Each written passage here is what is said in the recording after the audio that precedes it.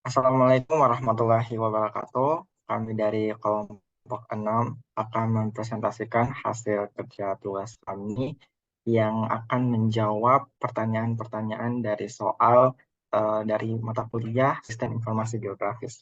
Sebelumnya, perkenalkan anggota kami, saya sendiri Munawir dengan NIM F551-21017. Kemudian Andi Wulan Wahyuni dengan NIM F551-21001, lalu Felicia Brigita Tania Wong dengan NIM F551-21006, dan yang terakhir Febriadi dengan NIM F551-21082.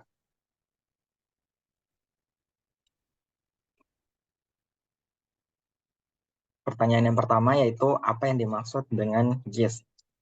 Jawabannya, GIS adalah kepindahan dari Geographic Information System atau Sistem Informasi Geografis dalam bahasa Indonesianya.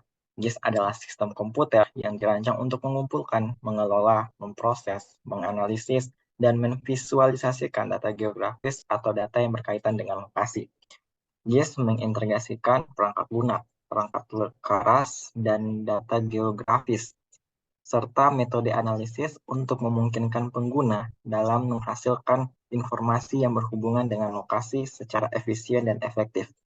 Data geografis yang digunakan dalam GIS bisa berupa data vektor atau raster yang mencakup fitur-fitur seperti jalan, bangunan, sungai, dan lain sebagainya. Tentunya informasi ini dapat digunakan untuk memetakan dan menganalisis pola spasial atau distribusi data yang berhubungan dengan lokasi tersebut. Yang kedua, menurut kalian apa saja model-model dalam data GIS? Jawabannya, beberapa model data yang digunakan dalam GIS yaitu pertama, model data vektor. Model data vektor mempresentasikan fitur-fitur geografis sebagai titik, garis, ataupun poligon. Dalam model data vektor, fitur-fitur geografis direpresentasikan sebagai simpul garis atau area yang diatur dalam bentuk koordinat X, Y, dan Z. Selanjutnya, model data raster. Model data raster mempresentasikan fitur-fitur geografis sebagai kumpulan sel-sel dalam grid atau matriks yang berukuran sama, di mana setiap sel dalam grid memiliki nilai atau atribut yang mewakili sifat atau karakteristik geografis di lokasi tersebut. Selanjutnya adalah model data Triangulated Irregular Network atau TIN. Model data TIN menggabungkan representasi vektor dan raster. TIN mempresentasikan permukaan tanah sebagai jaringan segitiga yang terdiri dari beberapa titik kontrol yang dikenal sebagai nodes yang saling terhubung dengan jaringan segitiga. Selanjutnya, model data spatial event. Model data spatial event digunakan untuk mempresentasikan titik atau lokasi suatu peristiwa dalam waktu dan lokasi. Contohnya termasuk lokasi gempa bumi, kecelakaan lalu lintas, dan lokasi stasiun cuaca. Selanjutnya akan dijelaskan oleh teman saya. Saya persilakan. Baik, pada soal nomor 3, apa saja contoh kasus GIS di berbagai bidang dalam implementasinya? Yang pertama itu ada pertanian. GIS dapat digunakan untuk memetakan lokasi pertanian dan memberi informasi tentang jenis tanah, curah hujan, dan faktor lainnya yang mempengaruhi produksi tanaman. Kemudian transportasi, GIS dapat digunakan untuk memetakan sistem transportasi seperti jalan raya, jaringan rel kereta api, dan rute penerbangan.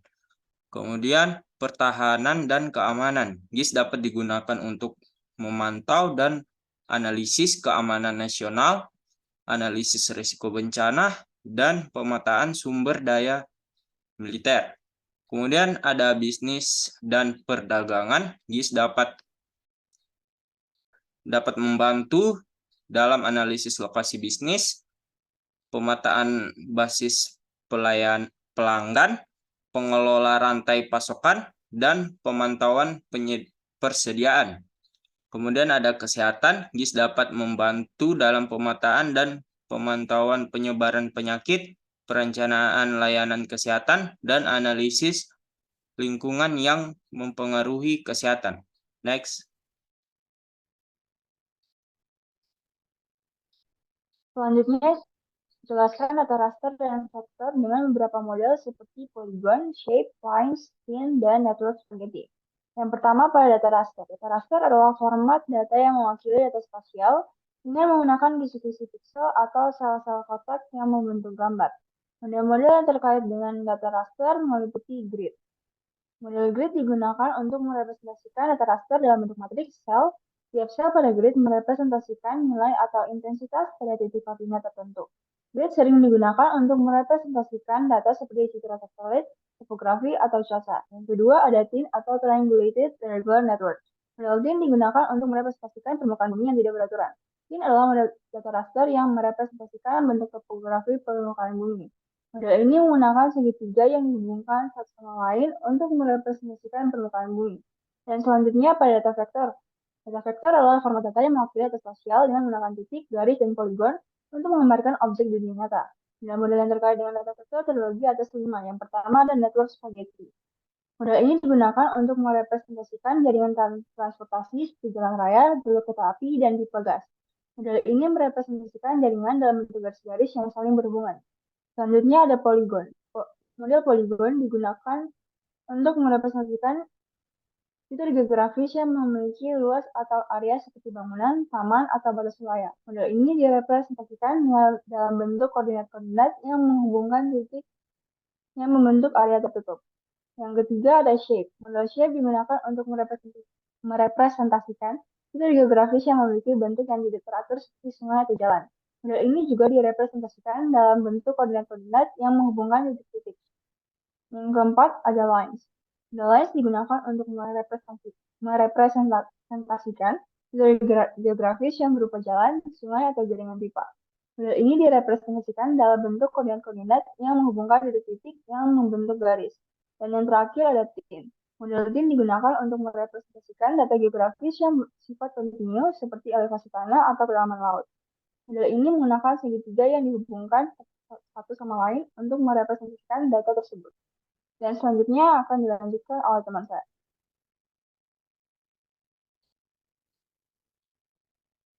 Baik, pada soal nomor 5, jelaskan peta dan bagaimana menghitung skala pada peta. Peta adalah representasi visual dari wilayah geografis tertentu yang menampilkan elemen-elemen seperti daratan, air, jalan, bangunan, dan fitur geografis lainnya. Berikut cara menghitung skala pada peta, yaitu merubah skala garis ke dalam skala angka, lalu merubah skala angka ke skala garis, lalu mencari skala peta dengan menghitung perbandingan antara jarak peta dengan jarak sebenarnya. Kemudian menghitung skala peta jika diketahui selisih lintang. Kemudian membandingkan dengan skala peta lain yang sama memiliki skala yang berbeda. Yang terakhir menghitung interval peta kontur. Selanjutnya akan dijelaskan teman saya. Baik, nomor 6, jelaskan dan berikan contoh jenis-jenis data. Jenis-jenis data dan contohnya, yang pertama data vektor adalah data yang terdiri dari titik, garis, dan poligon. Titik merepresentasikan suatu lokasi dengan koordinat spesifik dan dapat digunakan untuk merepresentasikan objek seperti pohon, bangunan, atau tiang listrik. Garis digunakan untuk merepresentasikan objek seperti jalan, sungai, atau garis pantai. Poligon digunakan untuk merepresentasikan area tertentu seperti wilayah administratif, blok bangunan, atau daerah tangkapan air. Contohnya yaitu peta batas wilayah kota atau kabupaten, peta jalan, peta sungai, peta tata guna lahan, dan peta batas-batas kecamatan. Kedua, data raster adalah data yang terdiri dari kumpulan sel atau pixel yang membentuk grid atau matriks. Setiap sel mewakili nilai numerik seperti suhu, ketinggian, atau kepadatan populasi. Data raster umumnya digunakan untuk pemodelan spasial dan analisis topografi. Contohnya yaitu peta topografi, peta iklim, peta vegetasi, peta elevasi, dan peta citra satelit. Ketiga, data citra adalah jenis data raster yang khusus digunakan untuk merepresentasikan gambar atau foto udara. Citra biasanya dikumpulkan melalui pesawat udara atau satelit dan digunakan untuk pemetaan, pemantauan lingkungan, dan analisis geospasial. Contohnya yaitu citra satelit, foto udara, dan citra inframerah. Keempat, data temporal adalah data yang merekam perubahan spasial dan temporal dari suatu fenomena. Data ini dapat membantu mengidentifikasi tren, pola, dan anomali pada geospasial. Contohnya yaitu data cuaca, data populasi, data pertanian, dan data pemantauan lingkungan. Yang kelima, data CAD adalah jenis data vektor yang digunakan untuk merepresentasikan objek-objek teknik atau bangunan seperti pipa, jembatan, atau gedung. Contohnya yaitu data bangunan, data infrastruktur jalan, data pipa air, dan data pipa gas. Nomor 7, jelaskan analisis buffer itu seperti apa dan tahap-tahapannya. Analisis buffer adalah salah satu teknik analisis spasial yang digunakan untuk mengidentifikasi dan mengevaluasi area tertentu yang terpengaruh oleh suatu objek atau lokasi tertentu. Analisis buffer berguna dalam banyak aplikasi seperti perencanaan kota, pemetaan risiko bencana, dan pengelolaan sumber daya alam. Tahapan-tahapan analisis buffer, yang pertama, identifikasi objek. Langkah pertama dalam analisis buffer adalah mengidentifikasi objek atau lokasi yang akan dijadikan pusat analisis buffer. Objek atau lokasi ini dapat berupa gedung, jalan, sungai, dan sebagainya. Kedua, tentukan radius buffer. Setelah objek atau lokasi diidentifikasi, tahap selanjutnya adalah menentukan jarak atau radius buffer yang akan digunakan untuk menganalisis area sekitar objek atau lokasi tersebut. Radius buffer dapat ditentukan secara subjektif atau berdasarkan data dan analisis yang telah dilakukan sebelumnya. Yang ketiga, buat buffer. Tahap selanjutnya adalah membuat buffer di sekitar objek atau lokasi dengan radius yang telah ditentukan. Buffer dapat ditentukan dengan menggunakan alat SIG seperti ARCGIS atau QGIS. Ketiga, analisis buffer. Keempat, analisis buffer. Setelah buffer dibuat, tahap selanjutnya adalah melakukan analisis terhadap area yang terdampak oleh buffer. Analisis dapat berupa identifikasi luas area, pola spasial, ketersediaan sumber daya, dan lain sebagainya.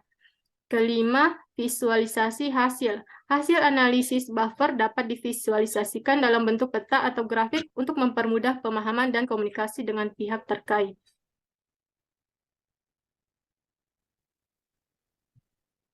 Itu tadi hasil presentasi dari kelompok 6. Kurang dan lebihnya kami mohon maaf.